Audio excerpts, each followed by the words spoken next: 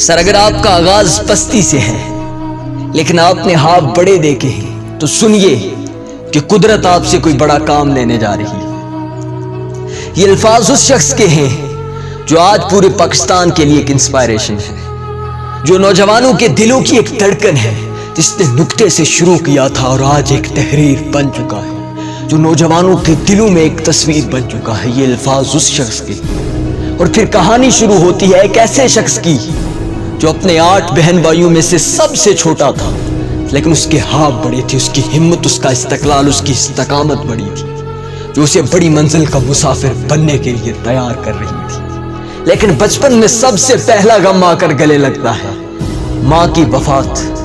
ماں اس دنیا کو حیرآباد کر کے چلی جاتی ہے۔ وہ بچہ ماں کی چارپائی کے قریب بیٹھ کر دہاڑے مار کر روتا ہے، اس لیے نہیں کہ اس کی ماں ایک لا علاج مرض میں مبتلا ہو کے مر گئی تھی، لیکن شاید اس لیے ضرور رو رہا تھا کہ غربت کے سامنے ڈٹتے ڈٹتے اس کی ماں دم توڑ چکی تھی۔ سر لیکن ہاتھ دیکھنا نہیں چھوڑتا، وہ بچہ کچھ بڑا کرنے کا عزم نہیں توڑتا، بس اپنی منزل کی جانب رواں رہتا ہے۔ اور زندگی کی سب سے پہلی کامیابی جب وہ انٹرمیڈیٹ میں گولڈ میڈلسٹ بن جاتا ہے۔ ہاں، انٹرمیڈیٹ میں جب وہ گولڈ میڈل کو ون کرتا ہے، ایڈمیشن کے لیے جاتا ہے یونیورسٹی۔ سر شاید قدرت یہ چاہ رہی تھی کہ 1 سال صبر کرنا اس کے لیے ضروری تھا۔ وہ لاہور چلا جاتا ہے اور وہاں جا کر جنگ کے ایک کینٹین میں کام کرنا شروع کر دیتا ہے، شدت کے ساتھ محنت کرتا ہے۔ ہاں، وہ مزدور باپ کا بیٹا شدت کے ساتھ محنت کرتا ہے، کیونکہ اس نے کچھ بڑا کرنا تھا۔ اس کے ہاتھ بڑے تھے، اس کی ہمت بڑی تھی، اس کا حوصلہ بڑا تھا۔ اور پھر جب یونیورسٹی میں داخلہ لیتا ہے، یونیورسٹی کا پہلا سال ہوتا ہے، تو اس کا سب سے قریبی دوست اور عزیز دوست، اس کے باپ، اس دنیا کو چھوڑ کر چلا جاتا ہے۔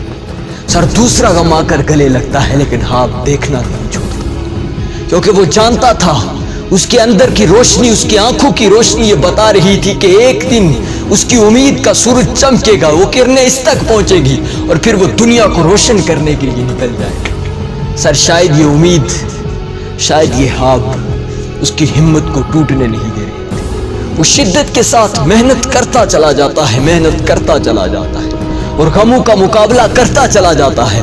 پھر ایک دن ایسا بھی آتا ہے جب وہ میک ڈونلڈ کے ایک دفتر میں کام کرتا ہے، لیکن شاید اس نے میک ڈونلڈ کے دفتر میں رہ کر ایک نوالا بھی نہیں چکھا اس برانڈ کا۔ وہ ریڈی پر جا کر کھانا کھاتا ہے اور پھر اپنے اسی آفس میں آ کر اپنے کلائنٹ سے ملتا ہے۔ سر وہیں سے ہی پڑھنا لکھنا، وہیں سب کام کرتا رہتا ہے۔ اور پھر ایک دن ایسا بھی آتا ہے سر، دنیا اس شخص کو کیسر عباس کے نام سے جاننے لگ جاتی ہے۔ سر وہ ایک موٹیویشنل اسپیکر، وہ کنسلٹنٹ بن جاتا ہے۔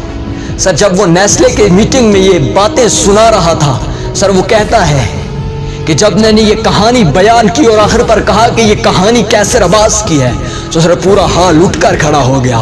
لوگ رو رہے تھے، لوگوں کی آنکھوں سے آنسو بہہ رہے تھے اور تالیاں بج رہی تھی، اور شاید میں اس دن کا انتظار کر رہا تھا۔ اور کیسر عباس کہتے ہیں کہ میں بھی وہاں رونا شروع کر دیتا اور اپنی سسکیوں کو تھما کر پھر سامعین کو اپنی طرف متوجہ کر کے کہتا ہوں کہ میں نے جو خواب دیکھے تھے وہ کیسر عباس آج حقیقت میں بدل چکا ہے۔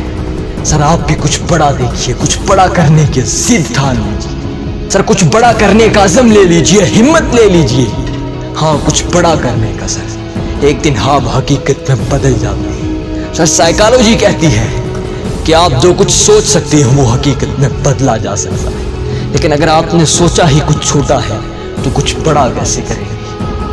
اگر آپ نے سوچا کچھ بڑا ہے تو یقین رکھیے کہ ایک دن ایسا آئے گا جب امید کا سورج چمکے گا اور آپ دنیا کے نقشے میں ابھر کر سامنے آ جائیں گے۔